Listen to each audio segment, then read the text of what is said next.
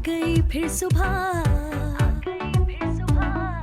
क्या हंसी है समा, देखती हूँ जहाँ, गीत गाए हवा, गुनगुनाए फिजा, अर्श से साथ रहो। अस्सलामुअलैकुम Pakistan and good morning Pakistan. कैसे हैं आप लोग? और हमेशा की तरह देती हूँ दुआ, खुश रहें, आबाद रहें, अपनों के साथ रहें, एक दूसरे का ख्याल रखें और ख़ास तौर पे अपने वालिदैन का, जो अल्लाह पाक का बहुत ही कीमती तोहफ़ा। इस दुआ के साथ मैं अपने morning show good morning with सभी का आगाज़ करती हूँ। नाज़रीन, सुबह सुबह आपके सामने, जी हाँ, और आपकी बहुत सारी जो है कुछ बातें, सैटरडे संडे गुजर गया जी हाँ। ये इतना नहीं आप समझे कि मैं इतनी सॉरी चाय पी रही हूँ, बिल्कुल नहीं, ये जस्ट ओनली सिंपल सा पानी है, सादा पानी। अच्छा जी, बात करेंगे सैटरडे संडे कैसा गुजरा आप लोगों का। और कुछ लोग इवेंट्स में मसरूफ़, कुछ लोग घर की, मेरी तरह घर की सफाइयाँ वगैरह, क्या करें। उफ, इतना जुल्म मुझ पर किया जाता है, लेकिन कोई टेंशन नहीं। कहते हैं, मैं अब छोटी सी एक आपको, मैं अक्सर मैसेज आपसे शेयर करती हूँ और फिर ब्रेक लेती हूँ, लेकिन आज मैं छोटा सा मैसेज और फिर अपने मेहमानों से आपको इंट्रोड्यूस करवाती हूँ। कहते हैं कि जब फ़ैन चलता रहता है तो उसकी वैल्यूज़, और कभी आप उसको देखते भी नहीं, कुछ गलत तो नहीं कह रही, लेकिन जब वो रुक जाता है ना, तो फिर हमें उसका महसूस होता है, क्योंकि हमें गर्मी लगने लगती है, हमारा दिल घबराने लगता है, तो दम हमें याद आ जाता है, ओह यार ज़रा पंखा तो खोल दो, गर्मी लग रही है, पंखा खोल दो, एसी खोल दो, कुछ भी जिससे आपको अच्छा फील हो, ठीक है। लेकिन जब तक वो चलता रहता है, अगर उसको 24 घंटे भी चलाया जाए ना, तब भी उसकी वक़्त आपको कहीं एहसास नहीं दिलाती, लेकिन उसका बंद होना आपको एहसास दिलाता है। कोई शख्स है, कोई चीज़ है। इसी तरह एक औरत का भी है, वो मेहनत करती रहती है, घर में सबका ख्याल करती है, सबका, तब उसकी अहमियत नहीं होती। कपड़े धो के दे रही है, कोई बात नहीं, खाना पका के दे रही, कोई बात नहीं, बच्चों का ख्याल करी, कोई बात नहीं, सब कुछ कर रहे, लेकिन जब वो बीमार हो जाती ना, सब पूरा घर डिस्टर्ब हो जाता है, और वो ये टेंशन होती है, यार मेरा इतना सारा काम अब रुक गया, मुझे वो दोबारा करना पड़ेगा, वो इस टेंशन में और तकलीफ हो जाती है। इसी तरह घर का मर्द भी ऐसा है, जब वो रोज़ हर महीने सैलरी लाता है, तो शायद उस पैसे की शायद इतनी अहमियत नहीं, लेकिन जैसे वो नहीं लाता या किसी वजह से वो सैलरी कट जाती है, तो एक हलचल सी मच जाती है, लेकिन कोई इसके अंदर की दुख, अंदर की तकलीफ को नहीं भांप पाता। कहते हैं कि आप खाना खाएं ना, खाने में इतने लवाजमात है, सबका एहसास रहेगा, लेकिन अगर नमक नहीं हो तो टेस्ट नहीं आता, लेकिन नमक नज़र नहीं आता। तो हमारी ज़िंदगी में कुछ किरदार ऐसे हैं, चाहे इदारे में हो, घर में हो, उनकी अहमियत अपनी जगह है, लेकिन हम उनको वैल्यूज़ नहीं दे पाते। जब वो स्किप करते हैं ना, तो हमें फिर महसूस होता है कि यार है कुछ चीज़, बिल्कुल नमक के बराबर होती है वो, लेकिन नमक के बिना आपके हलक से कुछ चीज़ नहीं उतरती। उनसे पूछे ना जिनको हाई ब्लड प्रेशर होता है ना, तो कहते हैं हम फीका खाना खाते हैं, ज़रा कम खाते हैं, क्योंकि उनकी तबीयत ख़राब हो जाती है। उस नमक की अहमियत, उनकी ज़बान सिर्फ ज़बान का टेस्ट है, लेकिन क्या है, अहमियत तो है। हमारी ज़िंदगी में बहुत सारे लोग बहुत अहम होते हैं, अगर किसी वजह से उनको कहीं तकलीफ़ में मुब्तला हो जाए, बीमार हो जाएं, या कहीं पर भी कोई भी किसी भी रीज़न से आपके ब्लड रिलेशंस, आपका भाई बहन, आपकी अम्मी खाला भाभी, कोई भी किसी भी तकलीफ़ में मुब्तला हो, तो प्लीज़ उसके गॉसिप ना बनाएं। आपका बेटा, कुछ भी, कोई भी रिलेशन बहुत अहम करता है। एक माँ भी ना, अगर एक मुर्गी भी, जैसे होता है ना जानवर की माँ, एक किसी भी एनिमल के, आपने नोट किया होगा, जब शेर हमला करता है, चील हमला करती है, तो वो अपने पूरा फाइट करने को तैयार थी, जबकि उसके अंदर चाहे वो विल पावर हो ना हो, वो पूरी ताकत के साथ उसके साथ लड़ती है। तो मैं आने वाली नस्लों से ये कहना चाहती हूँ, आने वाले बच्चों से, प्लीज़ बेकदरी ना करें उस माँ की, जब आपको पैम्पर करती थी, जब से लेके जब आप बड़े हो गए तब तक माँ बाप आपका बोझ समझ लें, आप नहीं समझ रहे, लेकिन बात यही है, वो आपको संभाल के, और आखिर में यही कहते तुम हमारे लिए बोझ थोड़ी हो, और हम बड़े होकर कह देते हैं आप लोगों का तो फ़र्ज़ था ऐसा करना। तो ये सारी चीज़ें बड़ी काउंट करती हैं। उनके दिल को चीरा मत करें, बहुत तकलीफ़ में मुब्तला होते हैं। हम कहीं ना कहीं अपने माँ बाप को दुख दे रहे हैं, तो प्लीज़ मैं हमेशा कहती हूँ कि अगर खुश रहना है तो माँ बाप को खुश रखने की आदत डालें। उनकी छोटी छोटी बातों पे मुस्कुरा दिया करें, डांट खा लिया करें। अरे हमने तो चप्पल भी खाई है, हमने तो बेलन भी खाया है, बड़े प्राउड से बहुत सारे लोग कहते हैं, थप्पड़ भी खाया है। खुशकिस्मत हैं जो माँ बाप को आज अहमियत दे रहे हैं, वरना वो लोग भी हैं जो अभी तक कब्रों पर जाकर रोते हैं, कहते काश आप लोग होते। वो लोग हैं जो आज अपनी औलाद को लेके चल रहे हैं।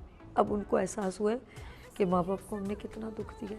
लेट्स सी, मेरी गुफ्तगू ज़रा आप लोगों को वो कर देती है और अक्सर लोग बहुत पसंद करते हैं, लेकिन ये स्क्रिप्टेड नहीं होती। ये मेरे दिल की दुआ है कि आप हमेशा खुश रहें, और अगर आपने बहुत कामयाब होना है तो माँ बाप की रिस्पेक्ट करें। लेट्स सी, हम चलते हैं आपकी बातों से आगे, और कुछ ज़िंदगी की ऐसी हकीकत है जिसको हम डिनाई नहीं कर सकते, और वो है कि कुछ लोग ना चाहते हुए भी कुछ ऐसे हरकत हो जाती हैं उनसे। एनवायरनमेंट बड़ा काउंट करता है, दोस्त अहबाब बड़े काउंट करते हैं, दिल तोड़ने वाले बड़े काउंट करते हैं, मिसगाइड करने वाले बड़े काउंट करते हैं। वो काम तो कर जाते हैं, हमें पता नहीं चलता, और हम एक ऐसी राह पे चलते हैं जहाँ पे हम खुद समझते हैं कि हम कभी वापस नहीं आ सकते, लेकिन हमारे अपने हाथ पकड़ के हमको कहते नहीं है, रास्ता है, दरवाजे खुले हैं, ज़रूर ज़रूर, बिल्कुल वेलकम। लेकिन ये तकलीफ़ का कटन मरला हम फेस कैसे करते हैं? मेरे साथ आज मेरे ख्याल में मेरे प्रोग्राम में ये बहुत कम ये सेगमेंट मैंने किया, लेकिन किया तो है, और मैं गा बगा इसे करूँगी ताकि कुछ लोग बेराह रवी का शिकार हो रहे हैं वो बैक करें, और जो ख़ास तौर पे जो पेरेंट्स का जो एक शेल्टर है, एक एनवायरनमेंट है, वो ज़रा अपने बच्चों पे कड़ी नज़र रखें। और मैंने उन बच्चों को भी देखा है जो शादीशुदा होकर, बच्चों वाले होकर भी कहते हैं कि अपने पेरेंट्स की रिस्पेक्ट करते हैं, और ये जुमला नहीं कहते कि अब हम खुद माँ बाप हो गए, अभी तक आप हमें टोकते हैं। मैं कहती हूँ आखिरी सांस तक माँ बाप रोकें टोके तो उनके बात को ओबे किया करें। मैं मिलवाती हूँ मेरे साथ, मैं बड़ी शुक्रगुजार हूँ अली रऊफ़ साहब का, और मैं फ़हद दीवानी साहब का बहुत शुक्रिया करती हूँ जिन्होंने आज ये पूरा प्रोग्राम कंडक्ट किया। तो मैं मिलवाती हूँ मेरे साथ यहाँ तशरीफ़ रखते हैं फ़हद दीवानी साहब, और यही हैं एडिक्शनल रिकवरी सेंटर के, और ये रिहैबिलिटेशन सेंटर है, और उसकी माशाल्लाह मतलब करता धरता मैं कहूँगी, लेकिन मेरे साथ इनका इंट्रैक्शन बहुत ज़बरदस्त रहा कि इन्होंने पूरे प्रोग्राम को बड़े अच्छे तरीके से कोऑर्डिनेट किया। तो मैं वेलकम करती हूँ फ़हद साहब। अस्सलाम वालेकुम। फ़हद दीवानी साहब कैसे हैं आप? ठीक है सर, बहुत शुक्रिया। बहुत शुक्रिया आपका भी मॉर्निंग शो में हमें इनवाइट करने के लिए, और बहुत ख़तरनाक टॉपिक है जो इस वक्त हमारी जो यूथ है, सिविलाइजेशन है, उसको जो है वो बहुत डिफरेंट तरीके से जो है वो खा रहा है, तो उस पर बात करने की। बिल्कुल बिल्कुल, और हम ज़रा इंट्रोडक्शन अपने मेहमानों से करवा दें। मेरे साथ इस साथ पे तशरीफ़ रखते हैं, और माशाल्लाह ये डायरेक्टर हैं प्रॉमिस रिहैबिलिटेशन सेंटर के अली रऊफ़ साहब। अस्सलाम वालेकुम सर, कैसे हैं हम? ठीक है, बिल्कुल ठीक ठाक। First class, first class, smile कर रहे हैं। अच्छा अच्छा, ये मुस्कुराहट बड़ी कीमती होती है सर, वरना अंदर की जो टूट फूट है ना, अगर लोगों को बता दी जाए कितने लोगों को आप फेस करते हैं तो बड़ा मुश्किल हो जाएगा। अच्छा, साथ साथ नाज़रीन को ये बताऊं कि ये एक ऐसा प्रोग्राम हो गया कि बड़ी मुश्किल होती है कि उन लोगों को लाना जो इस प्रोसीजर से या इस प्रोसेस से गुजरे हो, बड़ा मुश्किल होता है। सही कह रही हूँ गलत? बिल्कुल सही। तो मैं मिलवाती हूँ, मेरे साथ यहाँ तशरीफ़ रखते हैं, यहाँ पे हैं मिस्टर शोएब आफ्ताब साहब। अस्सलाम वालेकुम, कैसे हैं शोएब साहब? और आप इस तकलीफ़ से गुज़र चुके हैं, हम आपसे बिल्कुल गुफ्तगू करेंगे। और इस हाथ पे तशरीफ़ रखते हैं सैयद अदील अशरफ साहब। अस्सलाम वालेकुम। और ये भी पेशेंट रह चुके, मैं ये कह सकती हूँ, उनको जुमला बुरा ना लगे तो मुझे प्लीज़, ये इस प्रोसीजर से गुजरे हैं। बिल्कुल ठीक है, ये ड्रग्स हो या जो भी, अब ये ज़रा गुफ्तगू होगी तो पता चलेगा। और गुफ्तगू के लिए मैं ज़रा सबसे पहले कहूँगी कि एक इंट्रोडक्शन हो जाए, और मैं सर फ़हद से कहूँगी दीवानी साहब ज़रा प्लीज़ ज़रा बताइएगा रिहैबिलिटेशन के बारे में भी, आपके अपने सेंटर के बारे में, और ये जो लोग आपसे कम्युनिकेट करते हैं फैमिलीज़, और जो लोग पेशेंट आते हैं वो किस टाइप के होते हैं। Over to you. Addiction recovery centre basically कोई भी ड्रग रिहैबिलिटेशन सेंटर होता है, उसका जो मेन मोटिव है वो ये बताना है कि किरदार की ख़राबी नहीं है, ये बीमारी है। ठीक है। और मुआशरा इसे जो है वो किरदार की ख़राबी समझता है। ठीक है।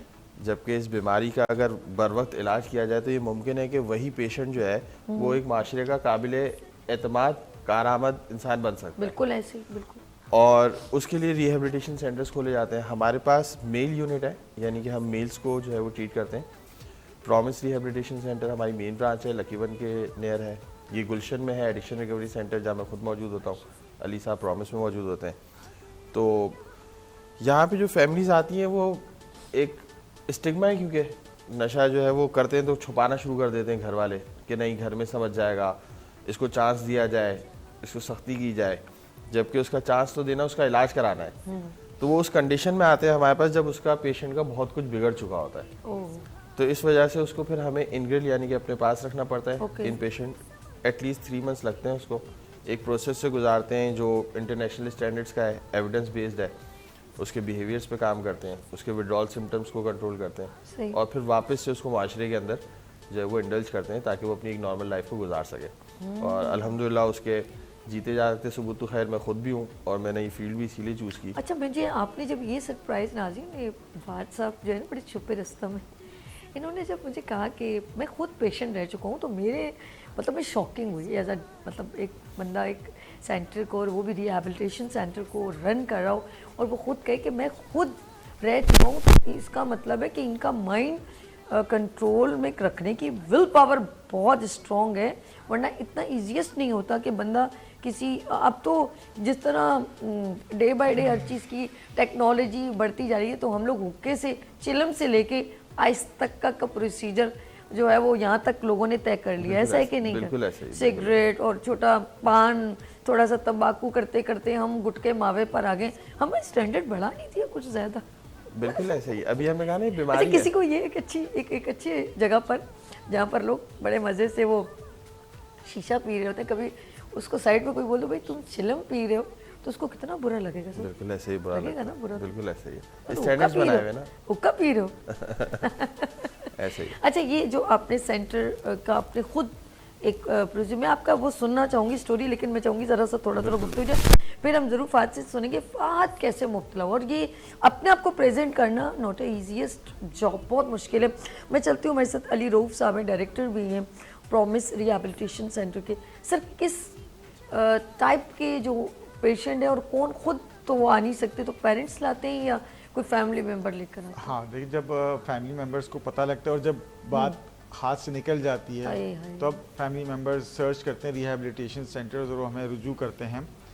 और बहुत सारे पेशेंट जो ज़्यादातर होते हैं वो खुद नहीं आते, क्योंकि ज़ाहिर एक खौफ होता है, जैसे स्टिग्मा कहते हैं ना कि भाई रिहेबिलिटेशन सेंटर्स का नाम बड़ा बदनाम है कि वहाँ मारते हैं, वहाँ इस तरह के होते हैं, वहाँ ये करते हैं, वहाँ करते हैं, वहाँ ऐसा बिल्कुल नहीं होता।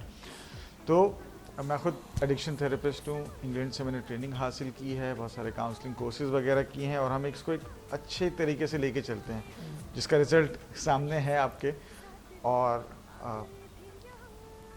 ज़ाहिर है जब किसी को बचाना होता है तो उसको झूठ बोल के भी लाते हैं कि भाई तुम्हें थोड़े दिन के लिए ले जा रहे हैं, डॉक्टर के पास चेकअप कर रहे हैं। ये तो स्टोरी हमारे साथ करंट हुई है, ये जो आपने कहा ना झूठ बोल के, उसको बिल्कुल नहीं बताया जाता ताकि वो फिर तो भाग ना जाए ना, वो भाग ना जाए। बिल्कुल ये पेशेंट्स इनका जो मेंटल हेल्थ होती है ना वो इतनी अच्छी नहीं होती, ये सही को सही नहीं समझ पाते। उनको एक खौफ होता है कि अगर हमने नशा छोड़ दिया तो हम उसके बगैर जिएंगे कैसे, and they want to cling on to it till their last breath. Sir, क्या उनकी ग्रूमिंग क्लासेस होती हैं? बिल्कुल होती हैं, बिल्कुल होती हैं, हर तरह की क्लासेस होती हैं हमारे पास, ताकि वो जिससे मोटिवेट हो।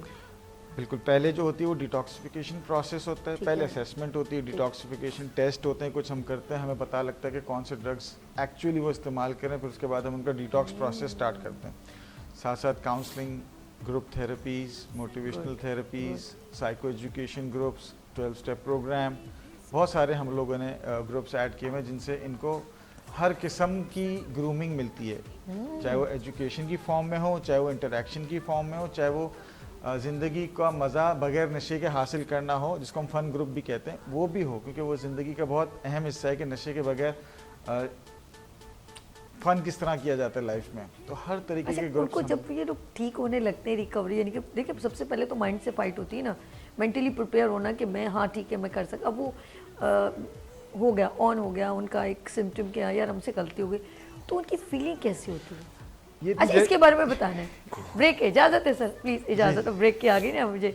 और अभी हम लोगों ने बहुत सारी बातें करनी, मुझे क्यूरियोसिटी हो रही है बहुत ज़्यादा, इतने सारे दिमाग में मेरे क्वेश्चन चल रहे हैं, लेकिन क्वेश्चन आपने भी करने हैं, नंबर स्क्रीन पर मौजूद है, आप हमें कॉल करें और बताएं कि आपके इर्द गिर्द इस तरह का कौन सा एनवायरनमेंट है और कौन से आपके बच्चे हैं जो भी इस तरह की मतलब ड्रग्स में मुब्तला हो गए।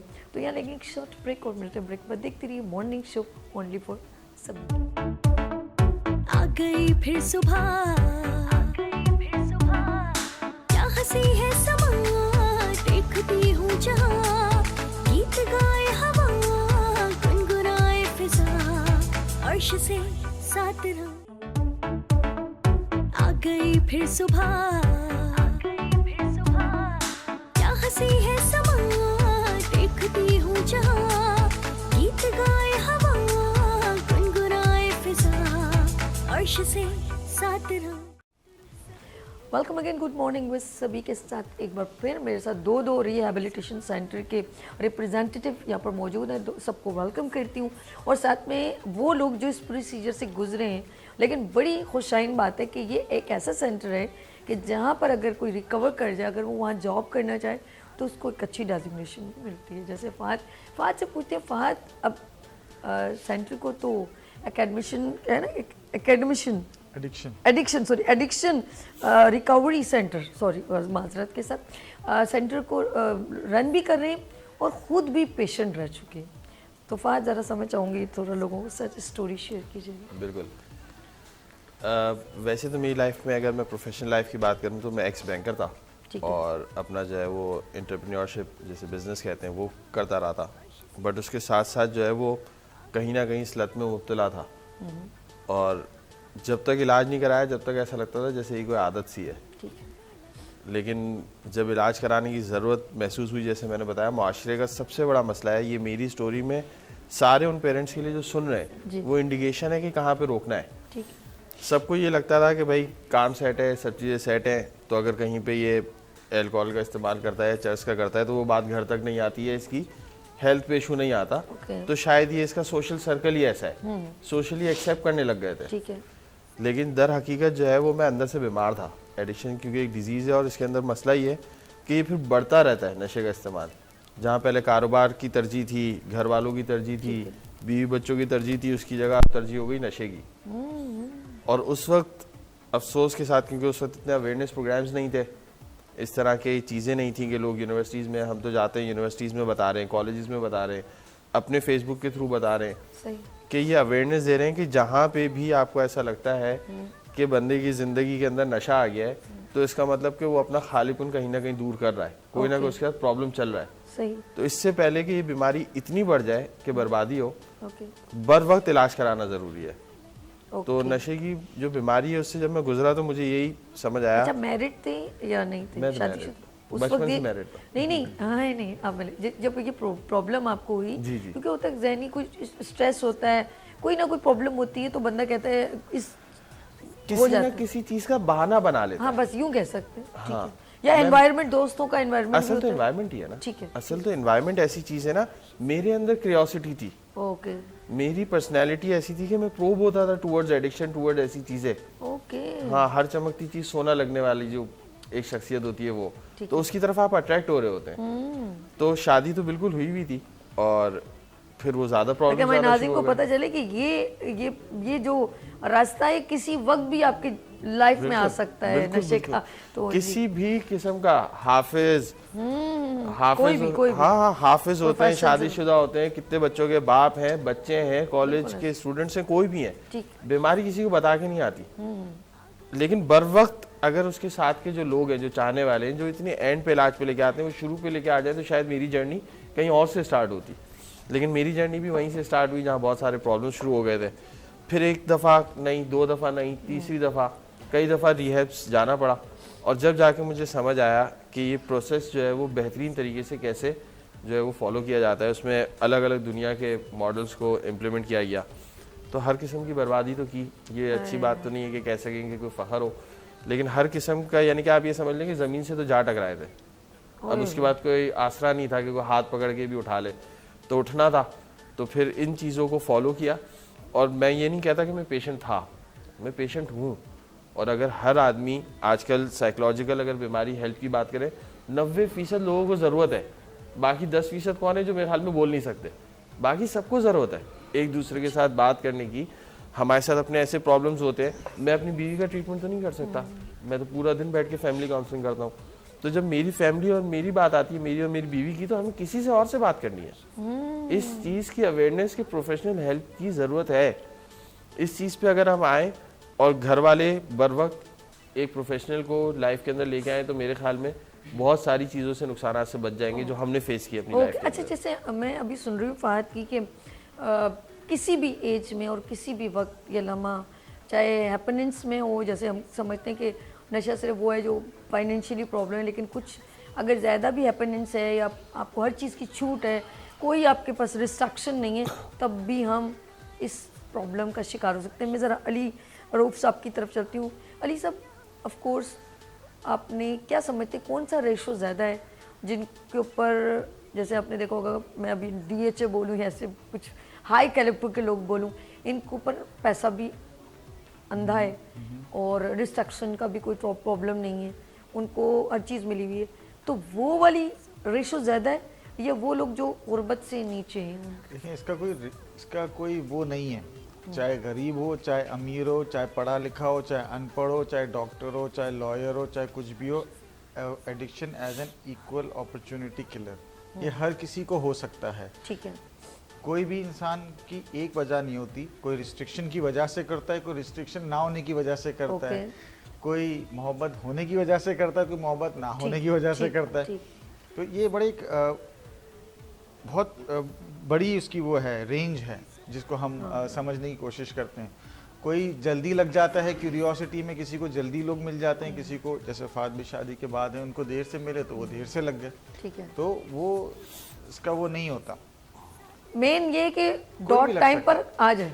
हाँ, मैंने कहा मेन ये है कि उसको अपनी ट्रीटमेंट शुरू करवानी चाहिए, घर वालों को तवज्जो घर वालों देनी को पता लग जाता है तो फौरन उसके ऊपर एक्शन लेना जरूरी है। और कुछ साइंस होते हैं जिससे घर वाले महसूस कर लेते हैं ना, जिस्मानी कमजोरी होना शुरू हो जाती है, रूटीन का खराब होना शुरू हो जाता है। ये बताएं कि क्या क्या इंडिकेशंस पता चलते हैं घर वालों को? जिस्मानी होती हैं, जैसे मैंने आपको बताया कि उसकी हेल्थ थोड़ी सी डिटीरिएट होना शुरू हो जाती है, खाने का उसका रूटीन आउट होना शुरू हो जाता है, सोने जागने का रूटीन आउट होना शुरू हो जाता है, ग्रेड्स कम होना शुरू हो जाते हैं, जो भी उसकी एक्टिविटीज़ हैं उसमें चेंजेस आना शुरू हो जाते हैं। तो घर से ज़्यादा बाहर रहना शुरू कर देता है, रात को लेट नाइट जाना शुरू करता है। तो फैमिली देखती है कि ये इंडिकेशंस नज़र आ रहे हैं, ठीक है, और फिर फैमिली इंतज़ार करती है। अब तो क्योंकि इतनी मॉडर्न चीज़ें हो गई हैं कि आप किसी भी लैब में जाके टेस्ट कराएं तो पता लग जाता है कि बंदा कौन सा ड्रग इस्तेमाल कर रहा है। तो ये भी फैसिलिटीज़ अब मौजूद है कि अगर फैमिली को शक होता है तो वो जाके चेकअप करा सकती है एज अ बीमारी। अच्छा, क्या एक बात बताइए, बहुत सॉरी टू से, ये बात मुझे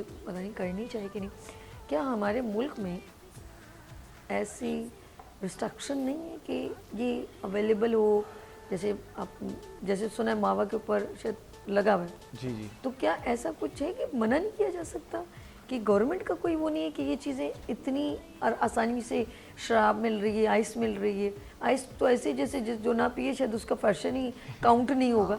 तो क्या ऐसा है कि मना नहीं है कॉलेजेस में, यूनिवर्सिटीज में? मना है एज पर पाकिस्तानी लॉ, तो मना है, इट्स एन इलीगल सब्सटेंस, तो जाहिर है मना तो है।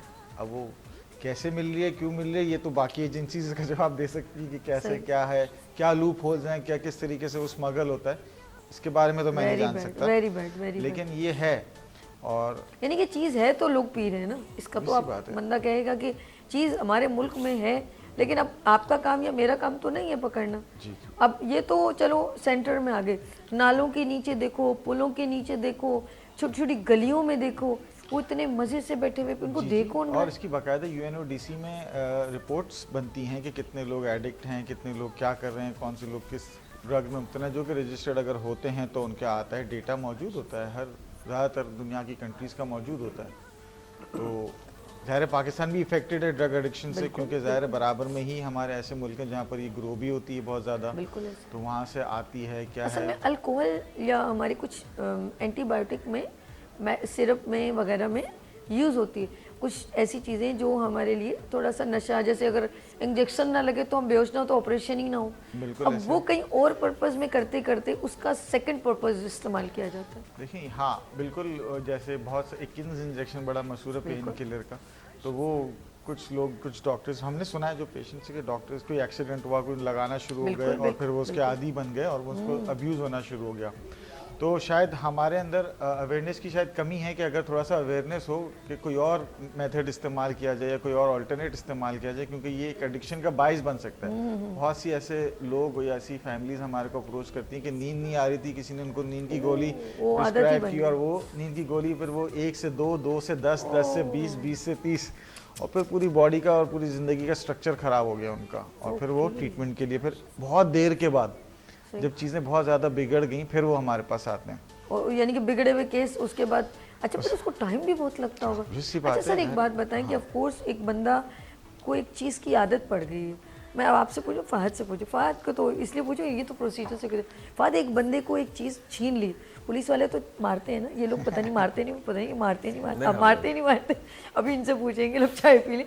एक बात बताएं कि ऑफ कोर्स जब आप इस प्रोसीजर से गुजरे कोई चीज़ आपसे छीन ली गई, अब वो मिल नहीं रही है, तो बॉडी में एक केमिकल रिएक्शन भी तो होता है, जहनी रिएक्शन भी होता है ऑफ कोर्स, कि आपको वो चीज़ नहीं दे रहे, अब आप चिल्ला रहे हैं, गुस्सा करें, किसी को मारें, कैसे चाहते हैं कि मुझे वो चीज़ मिल जाए। बिल्कुल ऐसा ही है, शुरू में तो होगा ना, इसको विड्रॉल्स कहते हैं ना। हाँ। तो जो डिटॉक्सिफिकेशन का प्रोसेस है वही ऐसे डिज़ाइन किया गया है कि वो जो विड्रॉल के सिम्टम्स हैं वो जो है वो ख़त्म हो जाते हैं, यानी कि वो जब तक मिनिमम नहीं हो जाते जब तक मेडिकल हेल्प दी जाती है डॉक्टर की निगरानी में। डॉक्टर्स हैं रिहेबिलिटेशन सेंटर के अंदर जो पहले ड्रग टेस्ट की स्क्रीनिंग की कौन सा ड्रग यूज़ कर रहा है, क्योंकि हर ड्रग के अलग विड्रॉल्स हैं। चर्च पी रहा है तो अलग विड्रॉल्स हैं, आइस पी रहा है, हेरोइन पी रहा है, कोई भी किस्म का नशा कर रहा है तो उसके अलग विड्रॉल्स हैं। वो विड्रॉल सिम्टम्स ऐसे ना हो कि उसके बिहेवियर में कन्वर्ट हो जाए, इसलिए उसको मेडिसिन दी जाती हैं। जब वो मेडिसिन बंद की जाती हैं वो उसी वक्त बंद की जाती हैं जब उसके बिहेवियर जो है अब वो इस हो जाता है कि वो हाइपर ना हो, इतना कंट्रोलिंग हो कि वो लेक्चर्स में आ सके, अपनी साइकोलॉजिस्ट के सामने बैठ सके, अपने थेरेपिस्ट अपने काउंसलर के सामने बैठ सके। उसके बाद फिर ये नहीं होता कि वो वाली क्रेविंग्स हो रही है, मेंटली क्रेविंग्स होती हैं। ओके ओके, और इसीलिए तो यानी कि मेंटली प्रिपेयर करने के जरा से ज्यादा हाँ, टाइम, और उसमें बहुत टाइम लगता है ना। अब आपने महबूबा छीन ली और बिठाया हुआ भी उसके मज़ार पे रिहैब में, एक दूसरा नशा करके आ रहा है, क्या करके आ रहा है, आइस करके आ रहे हो, अरे भाई अभी तो छोड़िए। तो वो जो प्रिपरेशन है, अच्छा। आप इसको हाँ थोड़ा सा मजाया करके इसीलिए बताया कि ये जो प्रिपरेशन है ये जरूरी है, हकीकत में रहना है ना। यानी कि उसको भैया चली गई, हो गई शादी, हो गई, अब मामू बन जाओगे, मैंने तो दफना दिया ना, मजार पे बिठा दिया। तो वो ये जो हकीकत है ये जरूरी है मानना। यानी कि ज़हनी तौर पे उसको पहले तैयार करना कितना मुश्किल है, हकीकत से दूर होता है। उफ मेरे खुदाया, बस ये जो चीज़ है बिछड़ा है ना, ये बड़ा, ये इन्होंने मुझे वो फिल्म याद करा दी, तेरे नाम है। बिल्कुल ऐसा ही होता है। देखिए उसने अपना नाम खुद ऐसा किया ना। सही बात, हाँ। बिल्कुल एग्जैक्टली एक नशे का मरीज ऐसा ही करता है, जबकि कभी ऐसा नहीं होता। आप दरख्त है, आप उसकी शाखें सही तरीके से काट दें दोबारा ग्रो करने लगता है। बिल्कुल ऐसे, आप बोले जड़ से काट दूंगा तो फिर खत्म हो गया। ऐसा ही है। चले लेट्स सी, जड़ से बिल्कुल नहीं काटना। हमारे अगर बच्चे अगर इस प्रॉब्लम का शिकार हो चुके हैं तो हमें उन्हें बैक करना होगा। लेट्स सी, यहाँ लेंगे एक छोटी सी ब्रेक और मिलते ब्रेक के बाद देखते रहिए मॉर्निंग शो सभी के साथ। आ गई फिर सुबह, क्या हंसी है समा, देखती हूँ जहाँ, गीत गाए हवा, गुनगुनाए फिजा, अर्श से साथ। आ गई फिर सुबह, क्या हंसी है समा, देखती हूँ जहाँ, गीत गाए हवा, गुनगुनाए फिजा, अर्श से साथ रहो। Welcome again, good morning with सभी में एक बार फिर खुश आमदीद। रिहेबिलिटेशन सेंटर इस वक्त रिप्रेजेंट कर रहे हैं अपनी एक ऐसी मोटिवेशनल, मैं कहूँगी मैसेज के तौर पे अपने आप को रिप्रेजेंट कर रहे हैं। साथ में वो लोग भी आए हैं जो इस प्रोसीजर से गुजरे हैं। अच्छा, स्क्रीन पर कुछ लोग आते हैं प्रमोशनल लाइक, लेकिन इस वक्त मैं कहती हूँ, मैं इनको सलाम पेश करती हूँ, वो रिप्रेजेंट इस वक्त करें वो लोग उनके लिए जो इस प्रॉब्लम का शिकार हैं, किसी भी ड्रग्स में वो मुब्तला हैं, ये उनके लिए मोटिवेशनल लोग हैं। मैं दिल की गहराइयों से इन दोनों का, अशरफ का और अदील का, दोनों का शुक्रिया करती हूँ। अगर मैं नाम कुछ गलत है, दोनों है सैयद अदील अशरफ और शोएब आफ्ताब साहब, दोनों का मैं दिल की गहराइयों से शुक्र करती हूँ कि ये इस तकलीफ़ से गुजरे हैं, लेकिन ये चाहते हैं कि और लोग, क्योंकि अब ये उसी जगह पर भी जॉब कर रहे हैं, रिहेबिलिटेशन सेंटर में रिप्रेजेंट कर रहे हैं कि देखिए मेरे साथ अगर ऐसे हो तो ये दिल से वो काम करें, इसे सदका जारिया काम कहते हैं, अल्लाह की रज़ा के लिए। तो आज ये समझ लें अल्लाह की रज़ा के लिए यहाँ तक बैठे, तो मैं इनका दिल की गहराइयों से शुक्र करती हूँ। सैयद अदील अशरफ, माशाल्लाह आप यंग से हो, कोई ऐसा नहीं, लेकिन ऐसी क्या हुई कि आपको, आप इस प्रॉब्लम का शिकार हुए और अब तो रिकवर हो गए, अब सेंटर को भी रन करें, तो ऐसा क्या आपके साथ हुआ था, ज़रा प्लीज़ बताइए। ऐसा मेरे साथ ऐसा कुछ ट्रॉमा नहीं है कि मैं कुछ करूँ, मैं क्यूरियोसिटी है कि ये ट्राई करके देखते हैं क्या है। फर्स्ट टाइम जो यूज़ करा वो चरस यूज़ करी अपन लोगों ने, तो उस क्यूरियोसिटी थी कि शुरू कर यूज़ करके देखते हैं कि क्या है चीज़ है, क्या यूज़ कर कैसे होता है, क्या क्या इसका वो होगा, मज़ा होगा। इस तरह सारे ड्रग्स को इसी तरह यूज़ अच्छा, ये तो नहीं ऐसा दोस्त मिला हो बोला अबे यार तू छोड़, तू पी नहीं सकता है। नहीं नहीं नहीं नहीं ऐसा कुछ नहीं, खुद ही क्यूरियोसिटी थी, शायद डीएनए में था अच्छा, ये हमारे। नहीं कि ये था कि ये है क्या चीज़, हाँ ये करके क्या तो है? देखते करके देखते हैं। करके वो एक मजे के लिए ओके, शायद ठीक है, ठीक। मजे के लिए करके देखते हैं, तफरी होएगी, थोड़ा मजा आएगा, चलो थोड़ा कूल लगेंगे शायद। हाँ चरस पी रहे हैं, थोड़ा सा बड़े हो रहे हैं, अच्छा, यंग बहुत यंग एज में हम लोगों ने स्टार्ट कर दी, शायद 9 मैट्रिक की। किसी ने नोट नहीं किया आपको दी? एट दैट टाइम नहीं किया, ठीक है। क्योंकि शायद यंग हो रहे, अब्बू वालिद साहब की इंतकाल हो गया था, अच्छा। तो ऐसा कोई सरपरस्त नहीं था, वालदा कामों में लगी रहती थी घर में, हाउस वाइफ है जैसे मेरी वाइफ मदर, तो इस तरह हुआ है। बस उन्होंने इतना टेक केयर नहीं करा, हम लोग लगे रहे रात भर बाहर घूम रहे, जॉब कर रहे थे, पैसे कमा रहे थे, इससे कुछ माँ वालदा भी कुछ नहीं पूछ रही, क्योंकि चीज़ें बिगड़ नहीं रही थी, एडिक्शन की तरफ नहीं गए थे उस टाइम तक, सिर्फ एक सोच, कभी कभार पी रहे थे, कभी यूज़ कर रहे थे, मगर वो आहिस्ता आहिस्ता आहिस्ता आहिस्ता दूसरी जगह दूसरे नशों पे चले गए, उसके बाद शराब पे चले गए, उसके बाद हीरोइन पे चले गए, आइस भी यूज़ करने लगे। क्योंकि इनिशियली किसी ने आपको इंडिकेशन नहीं दिया, नहीं नहीं नहीं तो कुछ किसी नहीं। ने वो नहीं कहा ये क्या बात है तुम देर से नहीं, क्यों, नहीं, किसी नहीं, ने नहीं ऐसा वो कुछ किया, तो नहीं। वो आप और मजीद अपने का कोई बिल्कुल, पूछने वाला तो है बिल्कुल, नहीं। बिल्कुल, बिल्कुल, ओके ऐसा ही ओके, फिर आगे? फिर आगे बस तो कुछ टाइम बाद इलाज का मौका मिला, मगर जहाँ इलाज कराया वो ऐसे मुझे अच्छा, इलाज के लिए खुद गए या किसी ने आपको? फर्स्ट टाइम मैं खुद गया, नहीं, मगर ये कैसे आपके अंदर आया कि मुझे इलाज करवाना चाहिए? क्योंकि ये सेहत बड़ी गिर रही मुश्किल- थी, सेहत गिर रही थी, बहुत सेहत गिर गई थी, चीज़ें ख़राब होती जा रही थी, जॉब छूट गई थी, सब कुछ ख़त्म हो गया था। तो घर वालों ने बोला इलाज पे चले आओ, मगर ऐसा नहीं हुआ कि पहले इलाज से सही हो गए, ऐसा नहीं हुआ, बार बार मौका मिला, दिया गया, घर वालों ने मौका दिया, मगर ये आखिरी में ये मैं मशकूर हूँ प्रॉमिस रिहैबिलिटेशन सेंटर वालों का, जिन्होंने हमें घर से, मेरे तो घर से उठाया गया, अच्छा, मैं आपको घर घर से से- ले गया, ठीक है। इंटरवीन करा, तो फिर उसके बाद हमारा इलाज हुआ, फिर मैंने चीज़ों को समझा, ठीक है। क्योंकि एक प्रोग्राम है नारकोटिक्स एनोनिमस का, उसके हवाले से उस चीज़ों की हमारी क्लासेस हुई, Good. चीज़ों को अच्छी तरीके से समझाएगा, हमारे साइकोलॉजिस्ट, हमारे रिकवरी थेरेपिस्ट जो हमें चीज़ों को सिखाएगा, यानी हमारी- ग्रूमिंग क्लासेस जी से जी आपको ग्रूमिंग क्लासेस जो हुई कि कैसे नशे से दूर रहना। जो प्रीवियस इलाज हुए वो भी सही थे, मगर उसमें ऐसी ग्रूमिंग क्लासेस नहीं थी Okay. जहाँ मेरे प्रीवियस थे ट्रीटमेंट्स थे। हाय हाय। जो इस दफ़ा जो मुझे यानी कि ट्रीटमेंट इनको इन्होंने बताया कि जिंदगी कितनी खूबसूरत जी, और बिल्कुल। कीमती है, इसको ऐसे जाया नहीं बिल्कुल, करना। और फिर इत्तेफाक से मैं जब यहाँ रहता रहा, यहाँ पे अपने इलाज पे ही रहा, तो मुझे ऐसी एक अपॉर्चुनिटी मिली कि यहाँ पे ही दूसरी ब्रांच खुल गई, वहाँ पे अपॉर्चुनिटी मिली काम करने की। तो मैंने फाद भाई से बात करी कि भाई मुझे कि वहाँ आना है, तो उन्होंने कहा बिल्कुल most welcome, you are allowed to come. हम लोग गए वहाँ, आज भी काम कर रहे हैं बिल्कुल। आज अच्छा पहले लगता है अब अच्छा लगता है अच्छा कि लगता है, दुआएं मिलती है ना दूसरों की माओं की, शायद अपनी माँ की दुआ नहीं ले पाई, उनको इतना दुख दर्द दिया है, हाय दूसरों की माओं की दुआओं से हम शायद अल्लाह पाक हमारे गुनाह माफ़ कर दे। चले इतना ही आपके, देखिए आप उस वक्त अपने उसमें नहीं थे, बिल्कुल बिल्कुल, तो अपना अब उसमें नहीं दे। वो फीलिंग आती है ना कि अम्मी उस वक्त, अब मम्मी होती तो, लेकिन अल्लाह पाक सबको अपने हिफ्ज़ में। हमारे साथ कॉल पे मौजूद है जवार साहब। अस्सलाम वालेकुम। जी अस्सलाम वालेकुम। कैसे हैं जवार भाई, ठीक है? जी अल्हम्दुलिल्लाह, अल्लाह का शुक्र, खैर खैरियत जी। आवाज़ ज़रा करिए शहजाद। हाँ जी जी, जवार भाई क्या कहना चाहेंगे प्रोग्राम के बारे में? बस मैं तो देख रहा हूँ कि किस तरह के आइडिया निकालते हैं आप लोग, और ये पूरे मुआशरे का मसला है। बिल्कुल ऐसे, बिल्कुल ऐसे, बिल्कुल। हैं? और इस तरफ मेरे ख्याल वही बच्चे जाते हैं जिनको घर से सही परवरिश या उनको नहीं मिलती, उनकी जो उनका असल हक होता है। बिल्कुल ऐसे ही। दोस्तों में वो बैठ के इस तरह की बातें सोचते हैं, अब्बा नहीं अच्छा जानता मुझे, अम्मा नहीं जानती, भाई नहीं जानते। बिल्कुल ऐसे, इस तरह के भी मेरा केसेस तो आते ये- हैं, बिल्कुल ऐसे भी केसेस होते वही हैं। ना। बच्चों पे तवज्जो ऐसे देनी चाहिए जैसे एक बंदे का बाजू टूट जाए तो अपनी बाजू पे तवज्जो देता है। ओह बिल्कुल ठीक, बिल्कुल ठीक, हाँ जी, बच्चे बच्चे ही होते हैं, वो जिस तरफ जब लगाएंगे वो लग जाएंगे। बिल्कुल ऐसे। और एक मैं आपसे बात शेयर करना चाहूँ, मेरे वाला साहब हुक्का पीते थे, अब तो अल्लाह बच के फौत हो गए जी। हैं। उन्होंने मुझे कभी नहीं कहा था कि मेरे लिए हुक्के पे ये आपने इसको गर्म करना है, आग जलानी है, वो कभी नहीं कहते थे। ठीक है। मैंने जिंदगी में, मेरी ख्वाहिश ही रही थी कि वो कभी मुझे कहें लेकिन वो कहते कि नहीं, तुमने फिर इस काम पे लग जाना है। ओए होए, कितनी दूर की सोची उन्होंने। ठीक ऐसे तो ठीक। कभी उन्होंने मुझे नहीं कहा, चाहे वो रात को जब भी ऑफिस से आते थे ड्यूटी से, और वो खुद ही करते थे। जी, तो देखते हैं हम ऐसे बच्चों को। ये आपका प्रोग्राम बड़ा जबरदस्त चल रहा है, बहुत शुक्रिया। अच्छी बातें हो रही हैं, लेकिन बस असल ये है कि बस माँ बाप को बच्चों पे ऐसे तवज्जो देनी चाहिए, बिल्कुल ठीक, बिल्कुल। वो राहगरी का शिकार ना हो, आगे पीछे ना हो, उनके दोस्तों पे ख्याल रखें खास कर। हकीकत हकीकत हकीकत, बिल्कुल ठीक कह रहे हैं।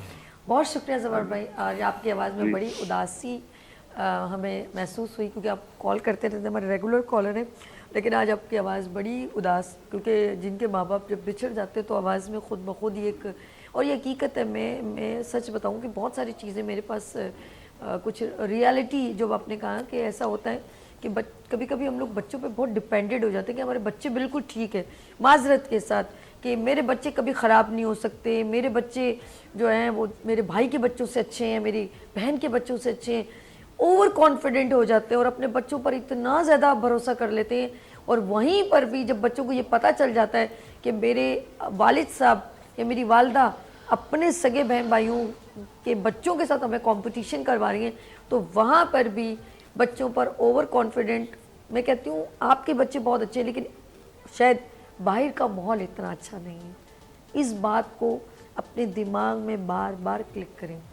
आपकी परवरिश अच्छी है, सब कुछ अच्छा है, लेकिन ओवर कॉन्फिडेंस जो है ना, वो वहाँ पर थोड़ा सा लैक हो जाता है। जैसे आपके बच्चे आपको सैलरी घर में दे रहे हैं, आपको परवाह ही नहीं है। और ये मैं रियल बता रही हूँ, एक लड़के का केस के वो आइस का नशा करता है और घर वाले उसको पूरा प्रोटेक्ट कर रहे हैं। मेरा भाई ऐसा नहीं है, रियल में बता रही हूँ, अपनी इस रोज़ी पे बैठ के मैं बता रही हूँ। अगर मुझे कहें तो मैं उस बच्चे के पास लेके चलूँ, उसके वो आज उसकी नाकामी उसके घर के पेरेंट्स की वजह से हो रही है। आज उसको जिस जगह पर वो मकाम पे लड़का खड़ा है, उसको शायद बहुत सारे लोगों ने ये कमेंट्स किए एक दिन होगा ये जेल में बैठा होगा, क्योंकि आइस का नशा वो करता है, उसके खून में शामिल हो गया, लेकिन वो बहुत सारे गलत क्राइम में मुब्तला हो गया। और जब बंदा नशे में होता है उसको यही नहीं पता होता कौन सा क्राइम कर रहा है, तो उसके अपने घर वाले सिर्फ उनको शायद पैसों से मतलब है, या तो फिर वो बच्चा उनकी सुनता नहीं है, और जब वो नशे में होता है तो वो शायद उनके साथ अब्यूज़ लैंग्वेज भी करता होगा। तो ये बच्चों को मैं कहती हूँ, चाहे शादीशुदा हो जाए, वो माँ बाप ही होते हैं, बच्चे होते हैं, चाहे वो माँ बाप भी बन जाए, वो दादा दादी बने, लेकिन उनके माँ बाप ही होते हैं। ये बार बार अपने बच्चों को याद करवाएं कि हम आपके माँ बाप हैं, आप हमारे माँ बाप नहीं हो। जहाँ पर ये बात ख़त्म हो जाती है, वहाँ पर बच्चे बेराह रवि का शिकार हो सकते हैं, कुछ भी कोताही हो सकती है, लेट्स सी। लेकिन मैं कहती हूँ उन लोगों को जो अगर अपनी गलती को एक्सेप्ट कर लें और अपने आप को दोबारा, किसी भी गलती हो जाती है, अल्लाह पाक है ना माफ़ करने वाला, तो गलती इंसान से होती है, वो दोबारा पलट के आ सकता है। हम कोई फरिश्ते नहीं, हम इंसान हैं। गलती आदम अलैहिस्सलाम से होगी तो हमसे भी हो सकती है, हम तो इंसान हैं, तो ऐसा हो सकता है। लेट्स सी, मैं चलती हूँ आगे। मेरी गुफ्तगू थोड़ी ज़रा तल्ख हो जाती है, इसलिए कि मैं बहुत कुछ रियल चीज़ें देखती हूँ, तो यहाँ से बात निकलती है। यहाँ से मैं चलती हूँ ज़रा शोएब आफ्ताब माशाल्लाह खुद भी अब तो रिहेबिलिटेशन को आप देख रहे हो, का वर्क कर रहे हो, तो जब अब आपके साथ क्या वाक़या हुआ था जो आप ऑफ कोर्स इस प्रॉब्लम का शिकार हुए? मेरा स्टार्ट ऐसे हुआ था कि कुछ एक सराउंडिंग्स थी ऐसी, कज़न वगैरह पीता था, अच्छा, और फिर कुछ मूवीज़ वगैरह देख कर के वो बड़ा अट्रैक्ट करती थी कि भाई ये तो बड़ी राधे को तो नहीं देख लियो? हाँ बिल्कुल ऐसे ही। हाँ, तो अच्छा लगता था, वही कूल लगता था कि बड़ा यार ज़बरदस्त लग रहा है, तो क्यों ना मैं भी ट्राई करता हूँ। तो फिर इस तरह ट्राई किया, फिर वो एडिक्शन में कन्वर्ट हो गया। ऐसा हुआ। दोबारा रिकवर होने में कितना टाइम लगा आपको? रिकवर होने में कितना टाइम लगा? रिकवर होने में मुझे अच्छा खासा टाइम लगा, और अभी भी चल रहा है प्रोसेस में, और ये चलता रहेगा ज़िंदगी भर। थोड़ा सा दुख होता है कि यार ये कुछ गलती हो गई, इतनी खूबसूरत लाइफ को मैंने इन चीज़ों के नज़र कर दी, वो वक्त वापस नहीं आता। हाँ, होती है डिसअपॉइंटमेंट बिल्कुल, लेकिन अब जो हो गया उसको मैं बदल तो नहीं सकता बिल्कुल। अब मुझे आगे मूव ऑन करना गुस्सा आता है उन लोगों पर कि, और वो जो गलतियाँ की उससे मुझे सीखना है। हाँ गुड, ये मोटिवेशन मुझे चाहिए वाकई। यार वो वक्त जो चला जाता है ना, वो वाकई में वापस नहीं आता, लेकिन बंदा कहता है कि अब आगे बढ़ना है। हाँ ठीक है, उदासी मायूसी तो होती है कि यार ये मैंने क्या किया, लेकिन अब आगे तो बढ़ना है ना। अगर उसको लेके बैठा रहूँगा तो मैं आगे नहीं बढ़ पाऊँगा। अब जब बता रहे थे आपके बारे में, तो जब लोगों को पकड़ने जाते हैं, जब आपको पता चलता है, कोई पेरेंट्स आता है, कोई माँ आती है, दुख अपना बताती है कि भाई मेरा बच्चा है वो सुनता नहीं, आप उसको लेके जाए, तो सुना आप दबंग शबंग खुद जाते हैं, फिर पकड़ के लाते हैं, उनका रिएक्शन क्या होता है? कंफ्यूजन? बिल्कुल, कोई तो हाँ कंफ्यूज हो जाते हैं, कोई डर जाते हैं, पुलिस वाले आ गए। हाँ वो आ गए, बिल्कुल सही। तो वो जब तक कोई प्रोसेस कर पाते हैं, जब तक वो हमारे कंट्रोल में होते हैं। हाँ। ठीक है। पहले दिन उनका क्या बिहेव होता है आप लोगों के साथ? क्योंकि मैंने कभी देखा नहीं, और शुक्र है ये तो रिहेबिलिटेशन सेंटर बन गया, बात मैं सच बता रही हूँ वाली सब, शुक्र है। अगर ऐसे लोगों को अगर हम पुलिस में कंप्लेन करें, कोई फायदा नहीं है, वो फिर पैसे देके छोड़ के आ जाएंगे। बिल्कुल ऐसे फायदा कुछ, बल्कि उनको उधर ज्यादा एंटरटेन किया जाएगा। किस कानून के तहत रखेंगे, ये भी तो मसला है। देखिए बात समझने की ज़रूरत है कि एडिक्शन इज़ अ डिजीज़, बीमारी है। हर बीमारी को, बीमार बंदे को जेल में नहीं डाला जाता, बीमार बंदे का इलाज किया जाता है। यानी कि आप ये बता रहे हैं, हम ब्रेक की तरफ चलते हैं, कि कभी भी अगर आपके इर्द गिर्द कोई हीरोइनची या नजर है, तो इसको ये सोच के मत कंप्लेन कीजिएगा कि पुलिस वाले आएंगे। पुलिस वालों का ये काम नहीं है, वो लेके ज़रूर जाएंगे, वो कहेंगे कहाँ रखे हम, उनके ऊपर भी बोझ है, उनके और 100 रफड़े होंगे, तो कहेंगे अच्छा 500,000 लेके वो फिर उनको छोड़ देंगे। तो मेरे ख्याल में अगर आपके इर्द गिर्द कुछ ऐसा नज़र आता है, तो आप इन इदारों के साथ कांटेक्ट करें और अपने बच्चों को बैक करें। लेते हैं यहाँ पर ब्रेक, और मिलते ब्रेक के बाद देखते रहिए मॉर्निंग शो सभी के साथ। आ गई फिर सुबह, क्या हंसी है समा, देखती हूँ जहाँ, गीत गाए हवा, गुनगुनाए फिजा, अर्श से साथ आ गई फिर सुबह, की तो तुम लोग डर जाते हो यार। क्या हंसी है समा, देखती हूँ जहाँ, गीत गाए हवा, गुनगुनाए फिजा, अर्श से साथ रहा। Welcome again, good morning with सभी में एक बार फिर खुशामदीद। अच्छा, मैं क्योंकि हमारे पास पता ही नहीं चला टाइम का, तो लास्ट हमारे पास कुछ टाइम है, 15 मिनट है, तो मैं सबसे पहले ज़रा सा चलती हूँ फ़हाद की तरफ। फ़हाद दीवानी साहब, कुछ ऐसी बात जो अभी तक हमारे नाजरीन तक नहीं पहुँची, मैं चाहूँगी ज़रा सा इसकी डिटेल हो जाए। बिल्कुल, अभी एक कॉलर की, हम आपके रेगुलर कॉलर हैं, तो उनका शुक्रिया, जवार साहब का शुक्रिया, उन्होंने कॉल किया और इस मौजू पे बात की। वहाँ उन्होंने जो बात की कि परवरिश का मसला है, और मैं आपके पीछे जब बाग देख रहा था जिसमें इतने सारे फूल हैं, तो इस माली को यकीनन पता है कि किस फूल को क्या खुराक देनी है और कितना पानी। बिल्कुल, वालिदैन को इस बात की नॉलेज नहीं है, वो हर बच्चे को एक ही नज़र से देखते हैं। मेरा बच्चा बहुत अच्छा है। जबकि ये मसला है कि बच्चे के अंदर किस चीज़ की ज़रूरत है, ठीक है, किस तरीके से उससे बात करनी है, वो पेरेंट्स का काम है सीखना। तो हम जो है वो फ्री कंसल्टेशन देते हैं इस हवाले से कि जिनकी फैमिलीज़ में ये प्रॉब्लम है, जहाँ पे उनका डिसफंक्शनैलिटी शुरू हो गई है। डिसफंक्शनल कहते हैं कि पहले नॉर्मल तरीके से चल रहा था, अब नहीं चल रहा, सही। अब नज़र आ गया, इंडिकेशंस आ गए, तो फ्री कंसल्टेशन देते हैं हम कि किस तरीके से उसकी ज़िंदगी में मुदाखलत करनी है। मुदाखलत कोई नहीं करने देता, इंटरवेंशन नहीं करने देता। तो एक जो नशे की तरफ जा चुका है, उसकी ज़िंदगी में मुदाखलत कैसे करनी है, वो सीखना पेरेंट्स का काम है सबसे ज़रूरी। और दूसरा सबसे बड़ा मसला जो अभी तक हमने ये डिस्कस नहीं किया, कि एक नशे का मरीज़ डिपेंडेंट होता है अपने ड्रग्स के ऊपर, और उसके घर वाले डिपेंडेंट होते हैं उसके ऊपर। ये जब तक को डिपेंडेंसी नहीं छूटती, पेशेंट ना रिहैब तक आता है, और अगर आ भी जाए तो वो नशा नहीं छोड़ता। पेशेंट आता है, अभी 6 महीने पुरानी बात है, मेरे पास फैमिली आई और कहने लगी इसकी बीवी बच्चे जो है वो इसको बहुत याद कर रहे हैं, और ये भी अपनी बीवी और बच्चों के बगैर नहीं रह सकता। इसको हम चाहते हैं कि इसका जो ये मिनिमम टाइम पीरियड था, जो ज़रूरी था यार रहना, वो उसने पूरा कर लिया। अब ये हमें सही लग रहा है, मॉलेज को सही नहीं लग रहा, उनको सही लग रहा है, और वो वापस जाना चाहते हैं। मुझे अच्छे तरीके से याद है, मैंने उन्होंने कहा कि एक दफ़ा और ट्राई करके देख लें, अगर रिलैप्स हुआ तो ये वो रिश्ता ही नहीं बचेगा जिसके लिए आज भाग रहा है। बिल्कुल सही कह रहे हैं। तरजीह किसको देनी चाहिए थी? बीमारी को, उसके इलाज को। तरजीह किसको दे रहे हैं? रिश्तों को। जॉब बाकी है, जॉब कराएंगे, बाहर निकाल के काम कराएंगे। ये को डिपेंडेंसी में शिकार होता है पेशेंट, क्योंकि मैनिपुलेट चला रहा होता है, सही। रोने लगता है, घर वाले इन चीज़ों को मान जाते हैं। तो ये को डिपेंडेंसी को सीखना, जैसे ही लगे ना कि मैं अपने बच्चे पे डिपेंडेंट हूँ, चाहे वो ड्रग नहीं भी यूज़ कर रहा, मुझे फ़ोन कर ले, मैं आपको बता दूँ को डिपेंडेंसी से कैसे बाहर निकलना है, वरना ये लीड करेगा किसी प्रॉब्लम की तरफ। ठीक है। वो आपके हाथ में गाड़ी का स्टीयरिंग है, जहाँ मोड़ ले, तो पेशेंट के हाथ में आपने स्टीयरिंग दे दिया अपनी ज़िंदगी का, अब भी कह रहे वो नशा छोड़ दे, ऐसा नहीं हो सकता। कोई भी एक वॉर स्टार्ट करते हैं ना तो उसका एक लिमिट होती है, पता होता है मेरे मुल्क के अंदर इतने ज़राए 10 दिन में ख़त्म हो जाएंगे, 20 दिन में ख़त्म हो जाएंगे।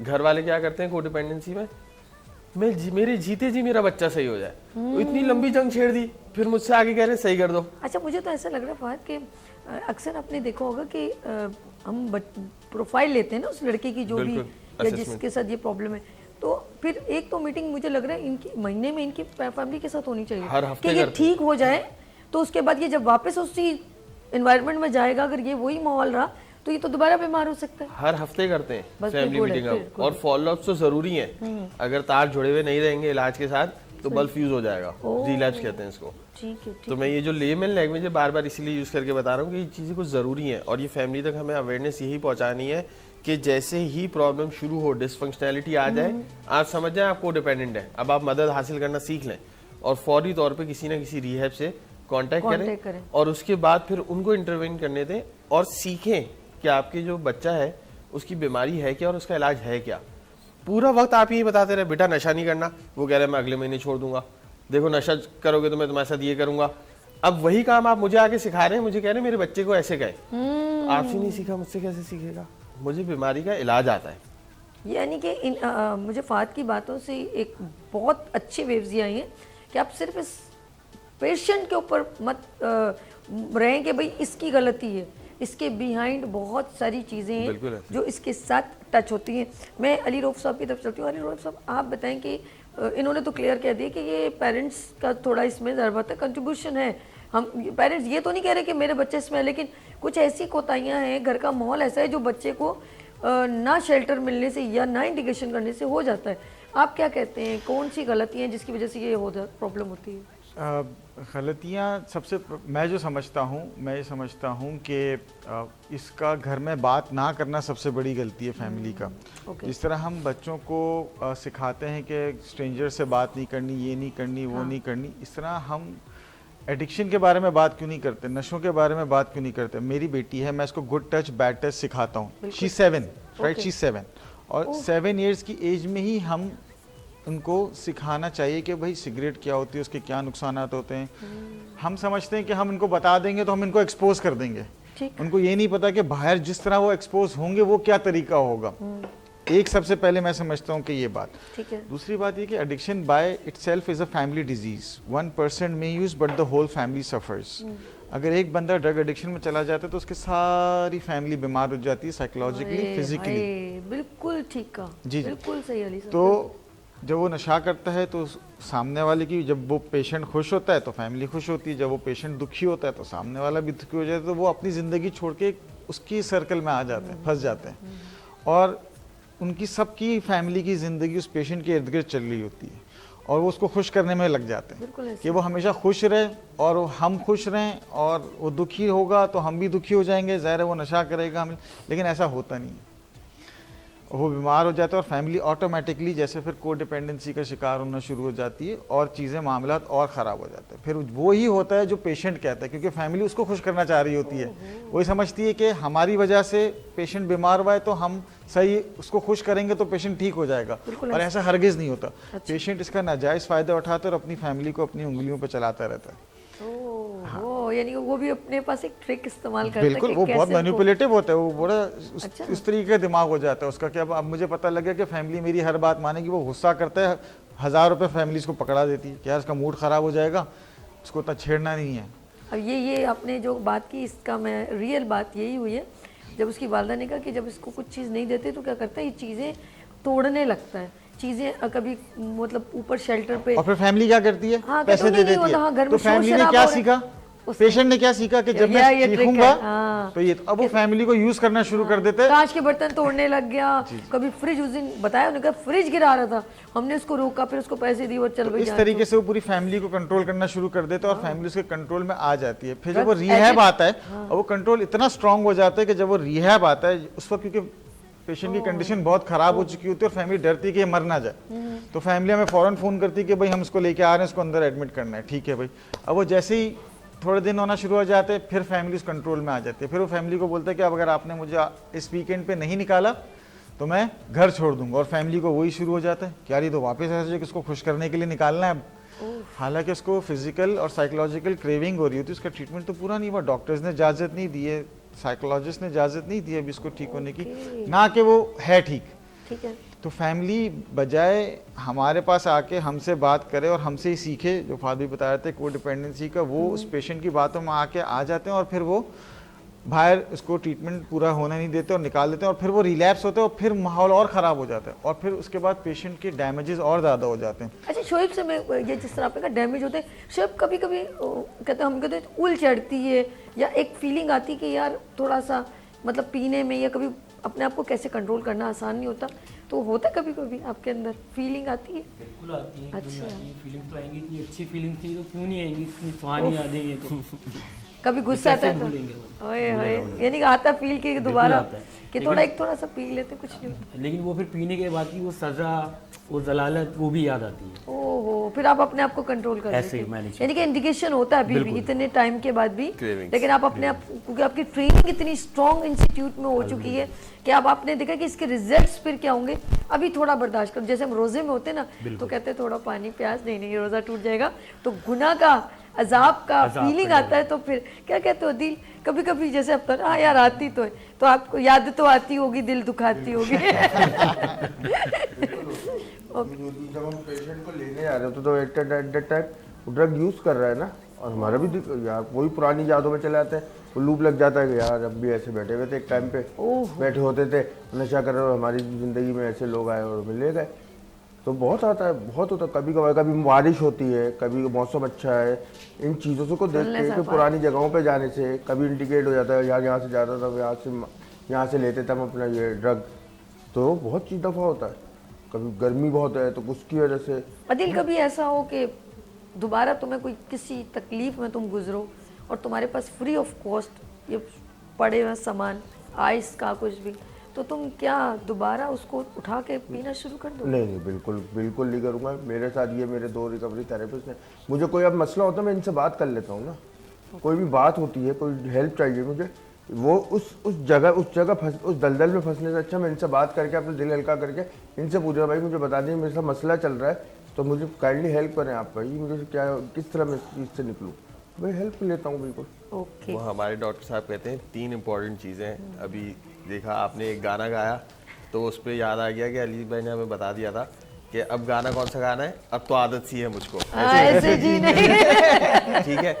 फिर नंबर 2 कि कहीं पे भी जो क्रेविंग्स हो रही है इसकी क्रेविंग मैनेजमेंट है पूरी, जिस तरह हमने कहा ना बहुत सारी क्लासेस हैं, क्रेविंग मैनेजमेंट है। क्रेविंग तो होगी, अल्लाह ने जहन को ऐसा बनाया है कि जो एक दफ़ा जायका चख लिया, चाहे वो गुलाब जामुन हो, रबड़ी हो, बिरयानी जैसे शुगर वालों को बड़ा होता है मीठा खाना है, मीठा। सिमिलर है ना, ये क्रॉनिक डिजीज है। और तीसरा कि जो हम को डिपेंडेंसी कह रहे थे उसमें घर वालों को ये समझ नहीं आता जब उनको कहे ना कि इमोशनली विड्रॉल्स हैं आपके इमोशन जो है वो विड्रॉल्स कर रहे हैं, तो वो उनको समझ नहीं आता कि हमने तो नशा नहीं किया, विड्रॉल कहाँ से आ गए। तो ये जो है घर वालों को अपने बच्चे की तलब, वो है विड्रॉल्स। तो ये 3 इंपॉर्टेंट चीजें थी, इसको कवर करना शायद जरूरी अच्छा है। मुझे लग रहा है ये प्रोग्राम एक इनफ नहीं है, हम इसको कंटिन्यू करते हैं। एक छोटा मैसेज मैं अली से और आप लोगों से एक मैसेज, 30 सेकंड का टाइम खत्म हो रहा है। फात सबसे पहले ये कैमरा प्लीज जरा मैसेज दीजिएगा। किरदार की खराबी नहीं है, ये एक बीमारी है और जैसा कि बताया फैमिली डिजीज़ है, इलाज मुमकिन है और मदद लेना सीखें। अगर कोई भी आपके साथ प्रॉब्लम है, आप जैसी मदद लेते हैं उसको प्रोफेशनल्स आपको सही तरीके से गाइड करते हैं और आपके मसले का हल हो जाता है। स्टिग्मा समझना, टैबू समझना, इसको किरदार की खराबी समझना, छुपा के रखना घर में, इलाज नहीं है। Okay good. फहद साहब बहुत शुक्रिया। बात दीवानी साहब, अब चलते हैं अली रऊफ साहब, ये कैमरा सर, क्या मैसेज आप देंगे अपने देखने वालों को? जी मैं ये कहूँगा कि अपने इर्द गिर्द नज़र रखें, अपने बच्चों पे नज़र रखें। कोई भी ऐसी इंडिकेशन नज़र आती है जिससे कुछ आपको होता है कि यार कुछ गड़बड़ है, तो फ़ौरन उस पर सीरियसली तवज्जो दें। अपने बच्चों पे नज़र रखें, दोस्तों पे नज़र रखें, उनके थोड़ा सा उनको सीरियसली इन चीज़ों को देखें। एक तो ये कहूँगा अगर खुदा ना खास्ता कोई ऐसी चीज़ आती है तो इसमें शेम की ज़रूरत नहीं है। Again addiction is a disease and it is treatable and manageable, तो फौरी हेल्प की तरफ जाएं। और ऐसी बहुत सारी जगहें हैं जहाँ पर आपको हेल्प मिल जाएगी और जितना जल्दी इस प्रॉब्लम को एड्रेस किया जाएगा उतना जल्दी उससे निकला जा सकता है। Okay good. सैयद अदील अशरफ साहब, ये कैमरा है, रहमान ये कैमरा जी सर। अदील साहब ये आप मैसेज लीजिएगा जी। बिल्कुल जैसे हम लोग इस नशे की लत से निकल चुके हैं, हम ये बिल्कुल चाहेंगे कि आप कभी भी आपको ज़रूरत पड़े हेल्प करें तो बहुत सारे ऐसे रिहेबिलिटेशन सेंटर है हमारे शहर में जहाँ जाके आप हेल्प ले सकते हो और क्यूरेबल है। बिल्कुल हम लोग आज इस माशरे का दोबारा इस काबिल कबूल हुए हैं, कारामद हुए, अपनी ज़िंदगी में वापस आएँ, तो आप लोग भी वापस आ सकते हैं। गुड, बहुत खूबसूरत मैसेज। और मैं मेरे साथ मौजूद हैं शोएब आफ्ताब जी। Sir message. नशा एक बुरी चीज़ है, अब वक्ती तो उसका एक मज़ा आ जाता है, लेकिन उसके बाद के जो नुकसानात हैं वो बहुत बुरे हैं। डेंजरस। शुक्रिया। क्या खूबसूरत बात कही कि इसके वक्ती तो बंदे को मिल जाती है एक एहसास का, खूबसूरत सी फीलिंग, लेकिन उसके बाद का रिज़ल्ट बड़ा खौफनाक और हौलनाक है। मैं अली रऊफ़ साहब आपका दिल की गहराई से शुक्रिया करती हूँ, फ़हद दीवानी साहब आपका शुक्रिया, और शोएब अदील तुम्हारा शुक्रिया, और शोएब आपका भी बहुत शुक्रिया दिल की गहराइयों से। दिल तो नहीं करता, दिल कर रहा है और इसके लिए तो और गुफ्तगू होनी चाहिए। और ये हमारे इस वक्त नौजवानों की ज़रूरत है कि हम उनको ये प्रोग्राम रिहेबिलिटेशन या इसके कोई शिकार हो, ये प्रोग्राम होता रहे ताकि हम कहीं ना कहीं एक अवेयरनेस सेशन आप तक पहुंचाएं, क्योंकि ये वक्त ज़रूरत है, क्योंकि पाकिस्तान के नौजवान ही रिप्रेजेंट करेंगे आगे हमारे मुल्क को। तो कोताहियाँ कहीं हो रही हैं तो हम इंशाअल्लाह ताला उनका हाथ थामेंगे और उनको इस दलदल से ज़रूर निकालेंगे, और निकले भी हैं, क्योंकि इस तरह की इंसानियत के लोग जो जिनके अंदर अभी तक एक कहते हैं ना एक मोहब्बत है इंसानियत की, वो जब तक ज़िंदा रहेगी इंशाअल्लाह ताला परेशानियाँ दूर होती रहेंगी। यहाँ लेंगे एक शॉर्ट ब्रेक और मिलते ब्रेक के बाद देखते रहिए मॉर्निंग शो सभी के साथ। आ गई फिर सुबह, क्या हंसी है समा, देखती हूँ जहाँ, गीत गाए हवा, गुनगुनाए फिजा, अर्श से